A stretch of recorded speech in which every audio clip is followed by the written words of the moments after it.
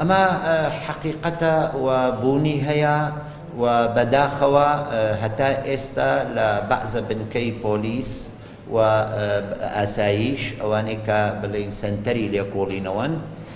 لە کاتێک کە تاوانبار دەیبن تا ئێستا بەعزە ئاعترافەکان لێوەردەگرێ بە ئشکەنجەدان و دیاردەی شکەنجەدان بوونی هەیە.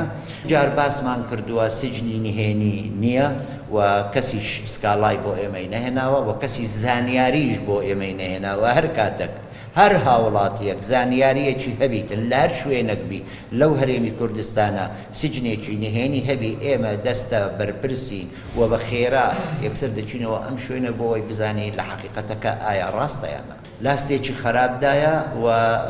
لەبەر ئەوەی ژێر چەند قەیرانێکین لە قەیرانی دارایی قەیرانی سیاسی ڕێکنەکەوتنی هێزە سیاسیەکان شەڕی داعش و هەروەها ئەم وەزعی کە ئێستا بە هەمووان دەیبینین کە موچەی فەرمانبەران نادرێتن و هەندێک کێشە کۆمەڵایەتی دروست بووە هەموو ئەوانە کاریگەرێن بۆ ئەوەی کەوا ڕەوشی مافی مرۆڤ پاشە کش بکرێتن و بەدواوەیە و بەداخەوە لە 2014 ساڵ بە ساڵ ڕەوشەکە بەرەو خراپتر دەڕۆ.